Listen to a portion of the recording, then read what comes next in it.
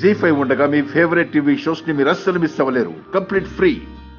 అమ్మా, నిన్ను చూస్తుంటే కడుపులో ఏదో బాధ తన్నుకొస్తున్నట్టుందమ్మా. నువ్వు బాధలు పడుతున్నావని మా అక్క చెప్పింది. నీ కథలో బాధేంటో మాత్రం చెప్పలేదు. నేను నిన్ను అడిగేంత ధైర్యం చేయలేను. ఉండబట్లేక అడుగుతున్నాను.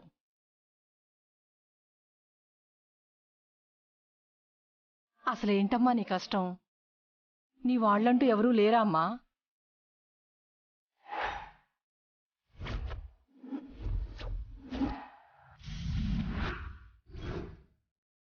ఉన్నారమ్మా. నన్ను ప్రాణంగా ప్రేమించేవారు,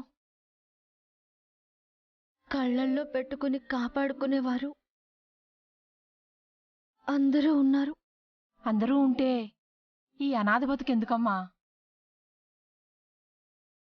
అష్టమి గడియల్లో ఆమె బిడ్డలకు జన్మనిచ్చింది. ప్రసవం అయిన తిథి గడియ నక్షత్రం తండ్రి చావుని సూచిస్తున్నాయి. పిల్లలు తండ్రిని చూసినా, తండ్రి పిల్లల్ని చూసినా తండ్రికి మరణం తప్పదు.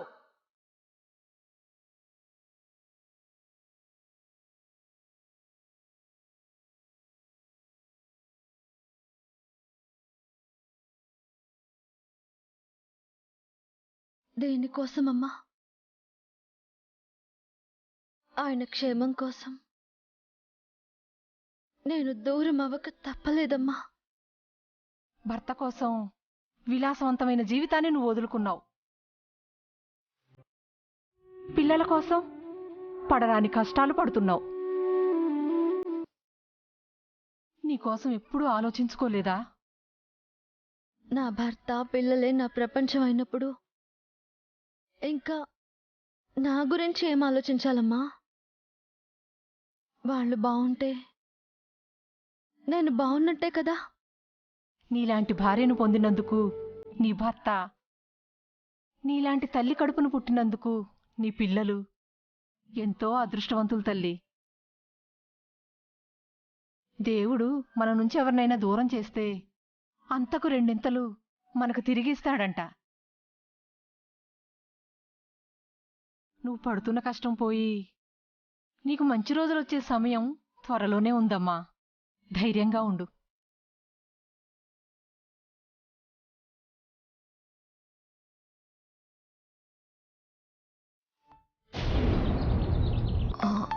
మదన్ బ్రో కాల్ చేస్తున్నాడేంటి? మాట్లాడు. Hi bro, how are you? Hi sis, I'm fine. నీకు సర్ప్రైజ్. ఏంటది బ్రో? కాన్ఫరెన్స్ కాల్లో ఎవరో ఉన్నారు. Guess who? Mom. Hi baby. Hi mom, how are you?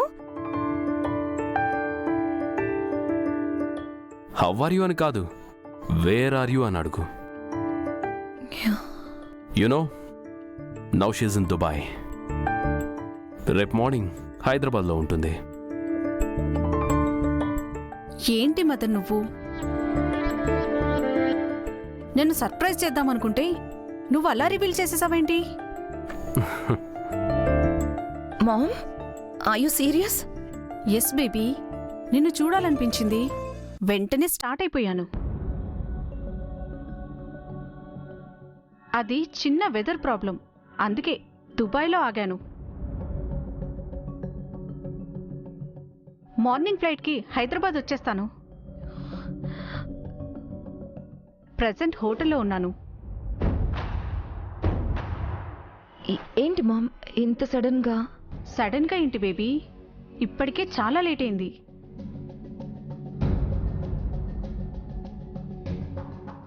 నువ్వక్కడ హ్యాపీగా లవ్ మ్యారేజ్ చేసేసుకున్నావు. మరి నా బేబీ లైఫ్ ఎలా ఉందో ఏంటో అని నాకు కంగారుగా ఉంటుంది కదా.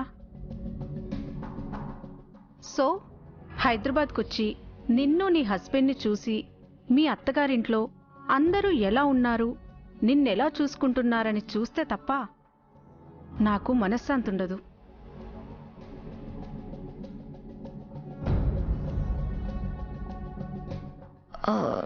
నేను చాలా బాగున్నాను మామ్. నువ్వెందుకు శ్రమ తీసుకొని రావడం?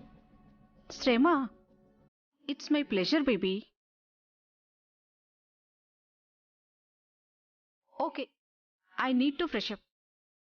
రేపు తీరిగ్గా మాట్లాడుకుందాం. Bye baby. Okay mom, bye. Madan, మ్. రేపు నన్ను పిక్ చేసుకోవడానికి ఎయిర్పోర్ట్కి వస్తావు కదా? షూర్ పిన్ని. Take rest. Bye. Bye Madan.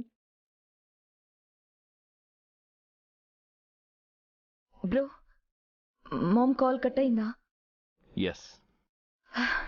ఏంటిది బ్రో ఇది? మామ్ ఇంత సడన్ గా రావడం ఏంటి? తను ఇండియా రావడానికి ప్లాన్ చేసుకుంటుందని నీకు ఆల్రెడీ చెప్పా కదా అంజలి. బట్ ఇంత ఎర్లీగా వస్తుందని అనుకోలేదు బ్రో. ఇప్పుడు ఏం చేయాలి బ్రో? నేను నీరజ్కి సెకండ్ వైఫ్ నని తెలిస్తే మామ్ ఎలా రియాక్ట్ అవుతుందో ఏంటో bro. I don't know how to handle her. నాకు అదే టెన్షన్గా ఉంది అంజలి. అసలే పిన్నికి హై బీపీ. రేపు న్యూస్ తెలిస్తే ఏమవుతుందో. నువ్వు కేర్ఫుల్గా మేనేజ్ చేయాలి. ఓకే? Okay bro. నువ్వు మాత్రం మామ్ని ఎయిర్పోర్ట్ నుంచి పిక్ చేసుకునేటప్పుడు ఏం చెప్పొద్దు. ఇక్కడికి వచ్చిన తర్వాత I try to convey her. Okay, bye.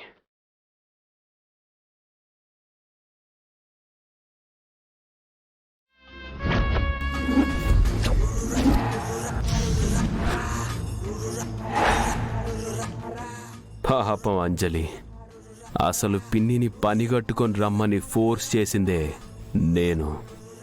రేపు పిన్ని వచ్చాక వర్ధన్ ఫ్యామిలీలో వైబ్రేషన్స్ ఎలా ఉంటాయో చూసి ఎంజాయ్ చేయాల్సిందే.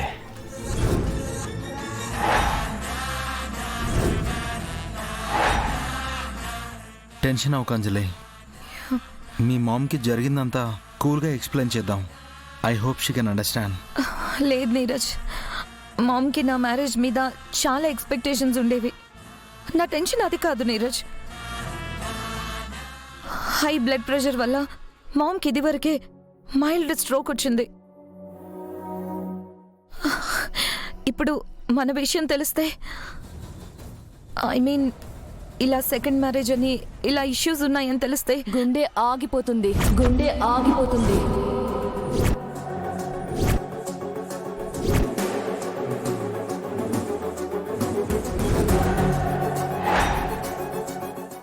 మైల్డ్ గా వచ్చిన స్ట్రోక్ కాస్త హెవీగా వచ్చి గుండె ఆగిపోతుంది. మాన్సి,